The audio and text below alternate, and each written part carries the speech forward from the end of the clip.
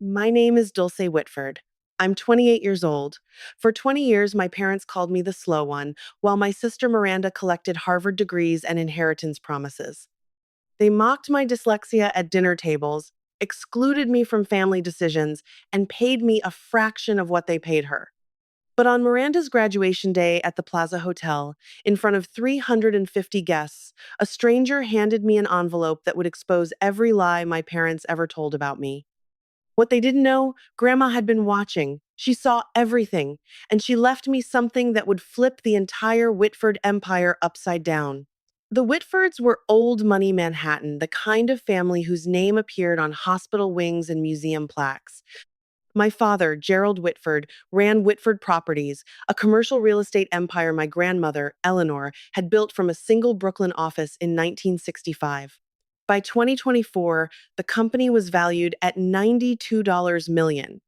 I was born with dyslexia, diagnosed at 7. The letters on pages would swim and rearrange themselves, turning simple sentences into puzzles that took me 3 times longer to solve than other kids. My parents' response wasn't support, it was shame. When I was 12, they hired tutors for Miranda violin lessons at Juilliard, French immersion classes, SAT prep with a Princeton graduate who charged $400 an hour. When I asked about getting help for my reading, my mother, Priscilla, just sighed. Dulce, we've already spent so much on specialists. At some point, we have to accept that some children just aren't academic. I was 12. I believed her. So I learned to adapt on my own. Audiobooks became my lifeline. I developed a system of visual notes, diagrams, and flowcharts that helped me process information in ways traditional reading couldn't. And every Sunday afternoon, I'd take the train to my grandmother Eleanor's apartment on the Upper West Side, where she'd sit with me for hours, explaining concepts through stories instead of textbooks. Dulce, she told me once, her weathered hand covering mine, you read slower than most, but you see things others miss. That's not a disability, sweetheart. That's a different kind of vision. I didn't fully understand what she meant then. I would eventually. But first, I had to survive another 19 years of being the Whitford family's embarrassing secret. Christmas 2018. 20 relatives gathered around the mahogany table in my parents' Upper East Side townhouse. Crystal chandeliers, catered dinner, the annual performance of Whitford family perfection. My father stood at the head of the table, wine glass raised. I'd like to make an announcement. Miranda has been accepted to Harvard Law School, full scholarship. Applause, cheers. Miranda blushed with practiced modesty. My eldest daughter, Gerald continued beaming, will be the first Whitford to attend Harvard in 3 generations. She's going to take this family and this company to extraordinary heights. More applause. Uncle Richard clapped Miranda on the shoulder. Aunt Catherine dabbed her eyes with a napkin. Then my father's gaze drifted down the table to me and Dulce. He paused. The warmth in his voice evaporated. Well, Dulce is also here. A few relatives chuckled. Soft, uncomfortable laughs, the kind people make when they don't know what else to do. Miranda didn't defend me. She laughed along with them. I stared at my plate. The roasted lamb blurred through the tears I refused to let fall. Under the table, a hand found mine. Thin fingers, papery skin. Grandma Eleanor, seated across from me, squeezed gently. When I looked up, her eyes held something fierce, something that looked almost like fury directed at her own son. She didn't say anything, not then. But 3 months later, she called me to her apartment and said she needed to show me something important. I didn't know it at the time, but that Christmas dinner, that moment of casual cruelty in front of 20 witnesses, had set something in motion, something that would take 5 years to detonate. After graduating from a state university in 2022, not an Ivy, never an Ivy, I applied for a position at Whitford Properties. I wanted to prove I could contribute, that the family business could be my path too. My father agreed to hire me as an administrative assistant. Salary, $42,000 a year. That same month, Miranda joined as chief legal counsel. Her salary, $280,000 plus bonuses. My job consisted of photocopying documents, booking conference rooms, and fetching coffee for executives who never learned my name. I wasn't invited to a single meeting, never shown a single contract. But I watched and I listened. I discovered something about myself during those long hours in the copy room. I could spot patterns others missed. When executives discussed deals in the hallway, I'd sketch diagrams of the relationships between parties, the flow of money, the potential conflicts. A skill I developed to compensate for my reading difficulties had become something else entirely. Grandma Eleanor had taught me this. During those Sunday afternoons at her apartment, she'd spread out old contracts from the company's early days and show me how to read them not word by word, but as systems, as structures. Your father reads contracts like a lawyer. She told me once in 2019, just before her health started declining. He looks for what he can exploit. You read them like an architect. You see how all the pieces connect. That same day, she'd handed me a small wooden box mahogany with brass hinges. Keep this safe. Don't open it yet. When you need it, you'll know. I'd taken the box home, tucked it in my closet, and tried to forget the strange weight of her words. March 2019. Grandma Eleanor's apartment. She was 82 then, her once vigorous frame grown thin, her silver hair wispy against the pillow of her armchair, but her eyes, those sharp, knowing eyes, hadn't dimmed at all. Sit down, Dulce. I sat across from her in the living room where I'd spent so many Sunday afternoons. The walls were covered with photographs Eleanor breaking ground on her first Brooklyn property in 1965, Eleanor shaking hands with Mayor Koch, Eleanor accepting a Women in Business award in 1987. Not a single photo of my father at the helm. I built Whitford Properties from nothing, she said, her voice carrying decades of steel. One office, one secretary, 60 years of work. Your father, she paused, and something bitter flickered across her face. Your father inherited it. He didn't build it. He doesn't understand what it means to create something. Grandma, he judges people by their credentials, their degrees, their ability to perform in boardrooms. I judge people by how they treat those who can't fight back. And you, Dulce, you're the only one in this family who knows how to be kind. She pressed the wooden box into my hands. There's something inside that might help you someday. But not yet. You're not ready yet. And neither is Gerald. When the time comes, when he shows you exactly who he is, you'll know what to do. I wanted to ask what she meant, what was inside, why she'd chosen me. But she changed the subject, started talking about the weather, her garden, the book she was reading. 18 months later, she was gone. Pancreatic cancer. I held her hand in the hospice, the only family member at her bedside. The box remained unopened in my closet. The email arrived on a Tuesday afternoon. Subject: Position restructuring, confidential. Dear Miss Whitford, as part of our ongoing organizational optimization, your current position will be eliminated effective the 1st of July 2024. HR will contact you regarding severance options. I read it 3 times. The letters swam, rearranged, settled back into the same devastating message. They were firing me. That evening, I stayed late organizing files no one would ever look at. Through the thin walls separating my cubicle from my father's corner office, I heard voices Gerald and Priscilla. Can't have her here when Miranda takes over, my father was saying. It looks bad. The CEO's sister working as a secretary. People will ask questions. What kind of questions? Why she's not in leadership, why we haven't promoted her, a pause, why she's the way she is. My mother's response came soft, almost gentle. We've done everything we could for her, Gerald. Some children just don't have what it takes. Exactly. So she needs to go. We'll give her a generous severance. She can find something else, something more suited to her abilities. I pressed my palm against the wall. $42,000 a year. My studio apartment in Queens, shared with 2 roommates, cost $1,800 a month. No savings, no safety net. If I lost this job, I'd be homeless within 2 months. But the money wasn't what made my chest tight. It was the realization settling into my bones like frost. If I let them do this, if I accepted their version of who I was, I would spend the rest of my life as the family failure. Not because I'd actually failed, but because I'd never been given the chance to succeed.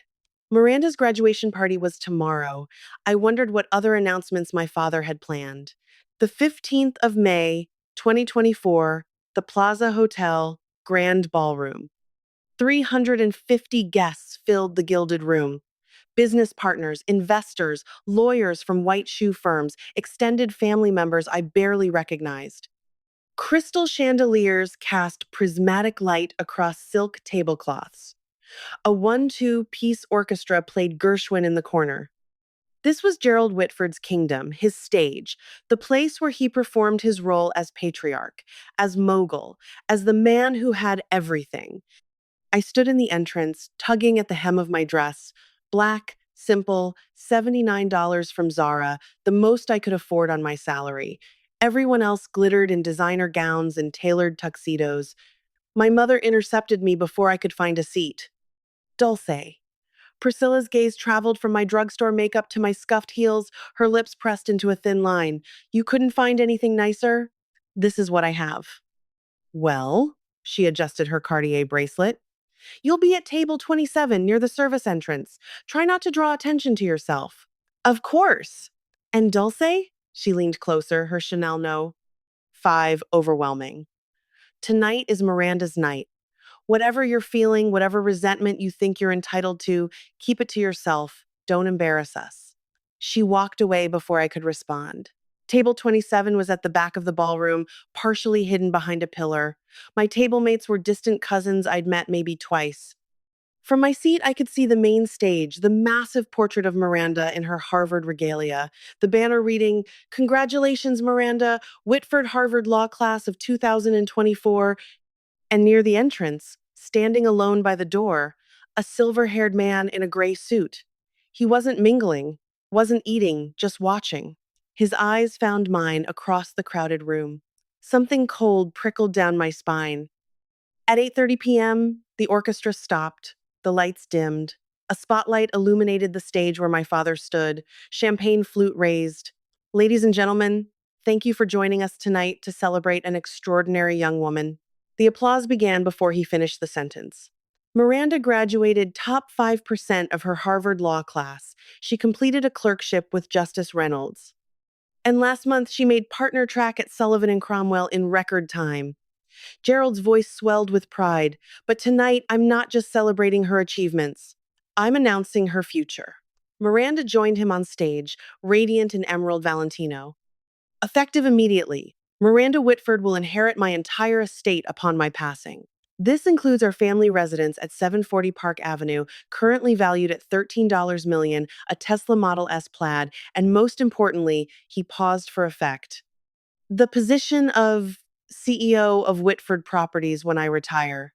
The room erupted. Standing ovation. Camera flashes. Miranda dabbed at her eyes with performative grace. 350 people celebrating, and not one of them glanced at table 27. The cousin beside me, a woman I'd met at a funeral 8 years ago, leaned over. Dulce, right? So, what does that mean for you? I opened my mouth, closed it. What could I say? That I'd just been formally erased from my own family?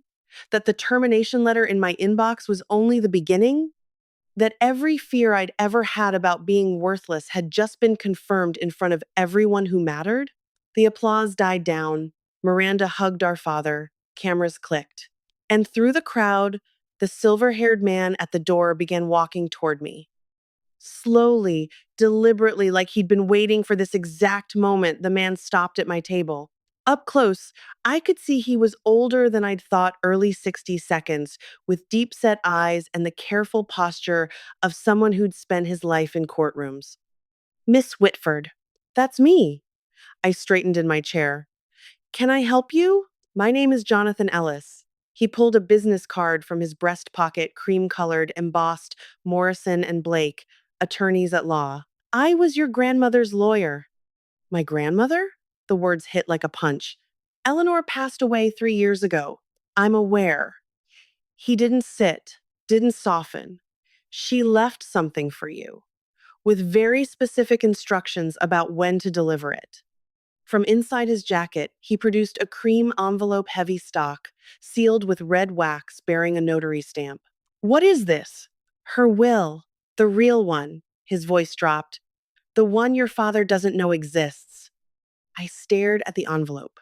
The notary seal read Morrison and Blake, the 12th of September 2019, 5 months after that Sunday afternoon in her apartment. 5 months after she'd handed me the wooden box. I don't understand. Your grandmother gave me explicit instructions. I was to deliver this document on the day your father publicly disinherited you. Ellis glanced toward the stage, where Gerald and Miranda were still basking in applause. I believe that just occurred. My hands trembled as I took the envelope. Mr. Ellis, what's in here? For the first time, something almost like warmth flickered in his eyes. Mrs. Eleanor told me to tell you, give this to Dulce on the day Gerald shows her exactly who he is. By then, she'll be ready. He straightened his tie. I'll be available when you have questions. You have my card. Then he turned and walked away, disappearing into the crowd. I couldn't breathe in that ballroom.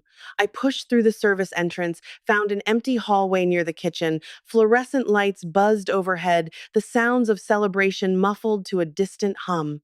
My fingers shook as I broke the wax seal. Inside, 3 pages of dense legal text, a notarized signature, a date, the 12th of September 2019. I read slowly, carefully.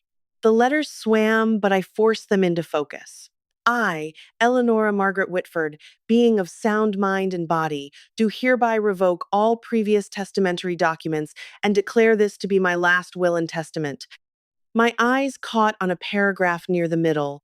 To my granddaughter Dulce Ann Whitford, I bequeath 51% of my shares in Whitford Properties LLC, currently valued at approximately $47 million, along with all voting rights associated therewith. I read it again. And again, 51%, controlling interest. The will continued. This bequest is made with full knowledge of my son Gerald's treatment of Dulce. She has been excluded, diminished, and denied opportunity not due to lack of ability, but due to lack of support. Dulce is not slow. Dulce was abandoned, and I will not allow her father's prejudice to continue after my death. A sob caught in my throat. Grandma she'd seen everything. Condition. To activate this bequest, Dulce must formally request an emergency board meeting within 72 hours of receiving this document. Failure to act within this window will render this will null and void, and all assets shall transfer per my 2015 testament. 72 hours. The deadline would fall at 8:30 p.m. on May 18th. I leaned against the cold wall, the document clutched to my chest. My grandmother had given me a weapon. Now I had to decide if I was brave enough to use it. Jonathan Ellis was waiting by the coat check when I emerged. You read it. The 72-hour clause. My voice cracked. Why would she put that in? Your grandmother knew you, Miss Whitford. He handed me a second card, this one with a personal cell number handwritten on the back. She knew that if she gave you unlimited time, you might convince yourself not to act. The deadline isn't a punishment, it's permission. Permission? Permission to stop waiting for your family to change their minds about you. Permission to take what's rightfully yours. He checked his watch. The deadline is 8:30 p.m., May 18th, 3 days. If you want to proceed, you'll need to submit a formal request for an emergency board meeting. I can help you draft it. Through the ballroom doors, I could see my father still on stage, posing for photographs with Miranda. My mother circulated among guests, accepting congratulations as if she'd earned them herself. If I did this, if I invoked the will, I would destroy every relationship I had left. My parents would never forgive me. Miranda would see it as betrayal. But if I stayed silent, I would accept their verdict. I would become exactly what they'd always said I was, the failure, the slow one, the daughter who didn't matter. Miss Whitford? Ellis's voice cut through my spiral. Your grandmother believed in you. She spent the last 3 years of her life preparing for this moment. The question is, do you believe in yourself? I looked at the will in my hands, at the elegant signature of the woman who'd held my hand under Christmas tables and taught me to read contracts like architecture. I'll call you tomorrow, I said. We're requesting that board meeting. Ellis allowed himself a small smile. She said you would. That night, back in my cramped Queens apartment, I finally opened the wooden box. My roommates were asleep. The only light came from the street lamp outside my window, casting orange stripes across my bed, where I sat cross legged, the mahogany box in my lap. The brass hinges creaked as I lifted the lid. Inside, a handwritten letter on Eleanor's personal stationery, a faded document with a 1965 date stamp, and a USB drive sleek and modern, clearly added much later. I reached for the letter first. My dearest Dulce, if you're reading this, then Jonathan has done his job, and your father has done exactly what I feared he would. I'm sorry I couldn't protect you while I was alive, but I can protect you now. The enclosed document is the original partnership agreement from 1965 when I founded Whitford Properties with two colleagues who have long since passed. Your father has never seen it. It establishes that the founder's shares carry permanent voting rights that cannot be diluted or transferred without board approval. The USB contains something else, something your father hoped I'd forgotten. In 2018, Gerald proposed a resolution to reduce my voting rights from 51% to 10%. His stated reason: I was too old to understand modern business. The real reason: he wanted control, and I was in his way. The board rejected his proposal by 2 votes.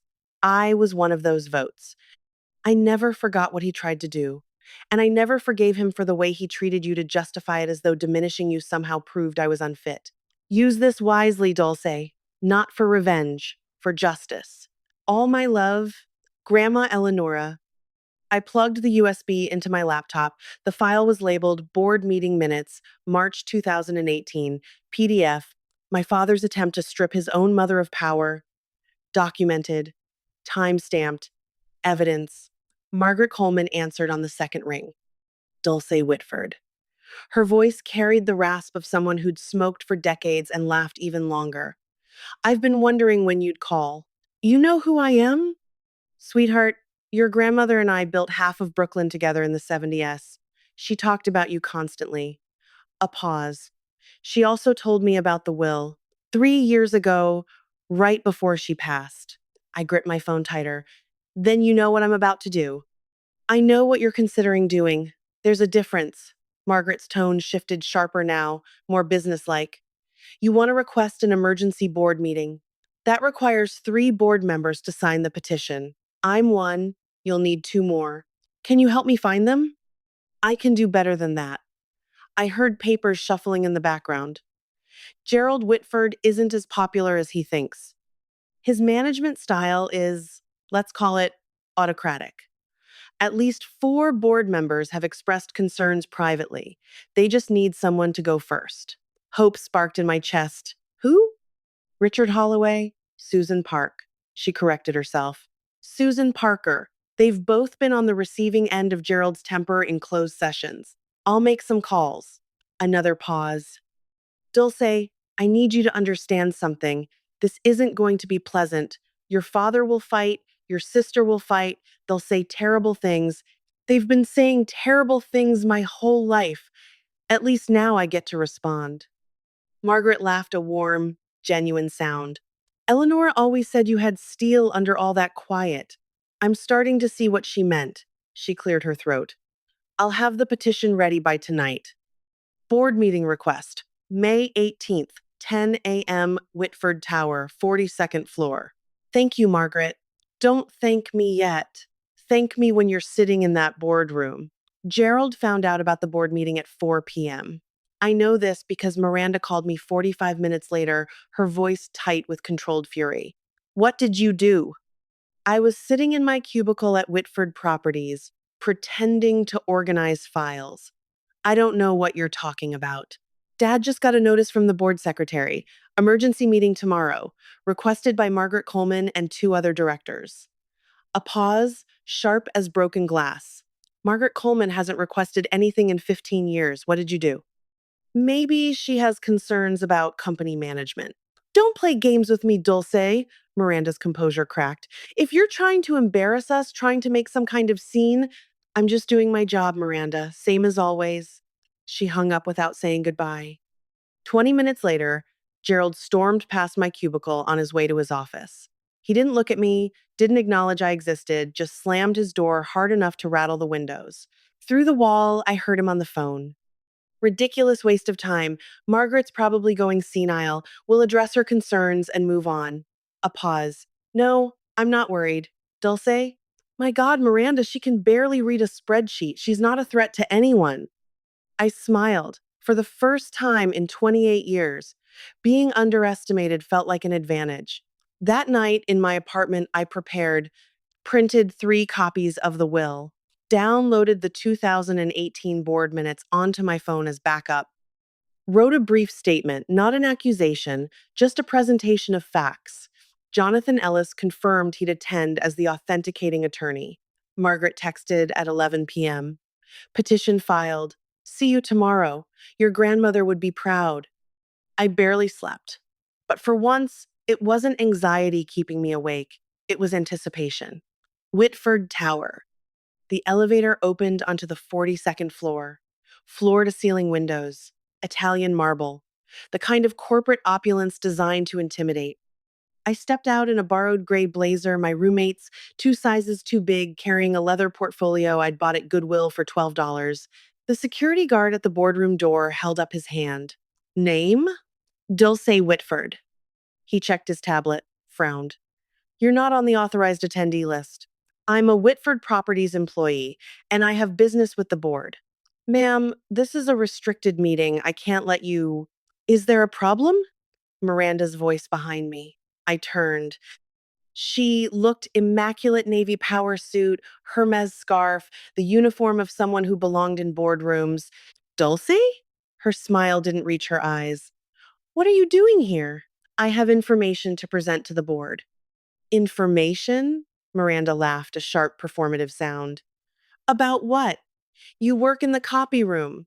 The nature of my presentation is confidential. You don't even know what ROI stands for. Return on investment. I met her eyes. It's not that complicated. Miranda's smile flickered. Before she could respond, our father appeared at the end of the hallway, flanked by 2 senior executives. What's going on here? Dulce wants to attend the board meeting, Miranda said. I was just explaining that's not possible. Gerald looked at me the way he always did, like I was a stain he couldn't quite scrub out. Dulce, go back to your desk. This doesn't concern you. Actually, a voice called from inside the boardroom. It does. Margaret Coleman appeared in the doorway, 72 years old, silver haired, standing with the quiet authority of someone who'd been building empires when Gerald was still in diapers. I invited her. She has standing to address the board. Margaret, let her in. Gerald's jaw tightened. For a moment, I thought he might physically block the door, but Margaret Coleman had been a board member for 32 years. Her authority in that room exceeded his. Fine. My father's voice was ice. Let her speak. We'll see how long it takes before she embarrasses herself. The boardroom was smaller than I'd imagined. An oval table of polished walnut, 12 leather chairs. Portraits of past executives on the walls, including, I noticed, my grandmother Eleanor, her painted eyes seeming to watch from above the fireplace. 12 board members took their seats, Gerald at the head, Miranda to his right, not officially a board member yet, but positioned as heir apparent. I was directed to a chair at the far end, the children's table of corporate governance. In the corner, Jonathan Ellis sat with his briefcase. He caught my eye, nodded once. Robert Hartley, the board chairman, a distinguished man in his mid-60s who'd known my grandmother for decades, called the meeting to order. This emergency session was requested by Margaret Coleman, Richard Holloway, and Susan Parker. Margaret, you have the floor. Margaret rose. Thank you, Robert. I'll keep my remarks brief. She gestured toward me. The matter I wish to address concerns a document that has recently come to light, a document that affects the ownership structure of this company. I yield my time to Miss Dulce Witford. All eyes turned to me.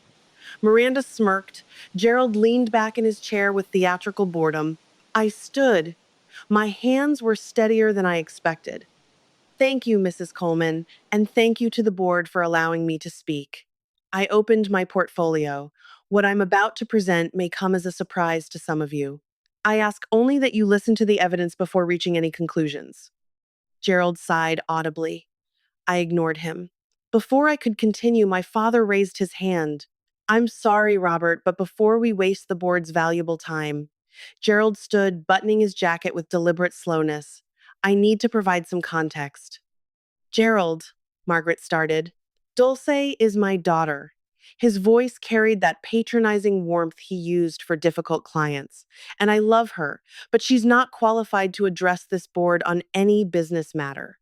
She works in an administrative role. She has no legal training, no financial background, no strategic experience. Miranda chimed in, her tone dripping with false sympathy. Dulce also has dyslexia. She struggles with reading. We've tried to support her, but she shrugged elegantly. Some limitations can't be overcome with effort alone. A few board members shifted uncomfortably. What we're seeing here, Gerald continued, is a troubled young woman acting out perhaps due to the announcement at Miranda's graduation party. Sibling jealousy is Mr. Whitford. Robert Hartley's voice cut through like a gavel. You'll have an opportunity to respond, but Miss Whitford requested this time, and she's entitled to use it. Gerald sat down. His expression promised consequences. Miranda caught my eye and mouthed, You're embarrassing yourself. I looked at them both, my father, my sister, and felt something shift inside me. Not anger, something colder, clearer. They weren't trying to protect me. They weren't even trying to protect the company. They were trying to protect their version of the story, the version where I was nothing. Thank you, Mr. Hartley. I pulled the document from my portfolio. I won't be discussing my reading ability today. I'll be discussing this. I held up the will. The room went silent. This is the last will and testament of Eleanor Margaret Whitford, founder of this company. Notarized the 12th of September 2019. Gerald's face drained of color. That's impossible. His voice came out strangled. My mother's will was executed in 2015. I have a copy. You have a copy of her previous will. I kept my voice level, clinical. Under New York Estates, Powers and Trusts law, a subsequent valid will automatically revokes all prior testamentary documents. This will. I placed it on the table. Was executed 4 years after the one you possess. I slid the document to Robert Hartley. Mr. Ellis, would you please confirm the authenticity of this document? Jonathan rose from his corner seat. I'm Jonathan Ellis, partner at Morrison and Blake. I served as Eleanor Whitford's personal attorney from 2008 until her death in 2021. I can confirm this will was executed in my presence on the 12th of September 2019. It was witnessed by two independent notaries, and the original is held in escrow at Chase Private Client. Robert Hartley studied the document. His eyebrows rose. This will bequeath 51% of Whitford Properties shares. He looked up at me. To you, Miss Whitford. Murmurs rippled around the table. That's a forgery, Miranda said, but her voice had lost its confidence. It's not, Jonathan's response was immediate. And I'd advise you against making accusations of fraud without evidence, Miss Whitford. Morrison and Blake's reputation speaks for itself. Gerald slammed his palm on the table. This is absurd. My mother was ill. She was being manipulated. Manipulated? I pulled out my phone. Perhaps you'd like to explain this then. I pressed play on the 2018 board meeting audio. My father's voice filled the room. Eleonora is 81 years old. She doesn't understand modern business. I moved to reduce her voting rights to 10%. The recording ended. The silence that followed was absolute. That recording, Gerald's face had turned a mottled purple. That was a private board discussion, which Eleonora attended. I kept my voice steady. She recorded it, as was her right as a shareholder. Robert Hartley set down the will. His expression had shifted from neutral to something harder. Miss Whitford, would you read the relevant passage aloud? For the record. I nodded, took a breath. To my granddaughter, Dulce Ann Whitford, I bequeath 51% of my shares in Whitford Properties LLC, along with all voting rights associated therewith. I paused, letting the words settle. This bequest is made with full knowledge of my son Gerald's treatment of Dulce. She has been excluded, diminished, and denied opportunity, not due to lack of ability, but due to lack of support. Miranda made a choking sound. Dulce is not slow. Dulce was abandoned, and I will not allow her father's prejudice to continue after my death. I looked directly at my father. Gerald has confused credentials with character, degrees with worth. He tried to strip me of my voting rights because he saw through him. He marginalized Dulce because she reminded him of the kind of person he refuses to be. Gerald said nothing. His hands, I noticed, were trembling. I built this company from nothing, I continued, reading from the will.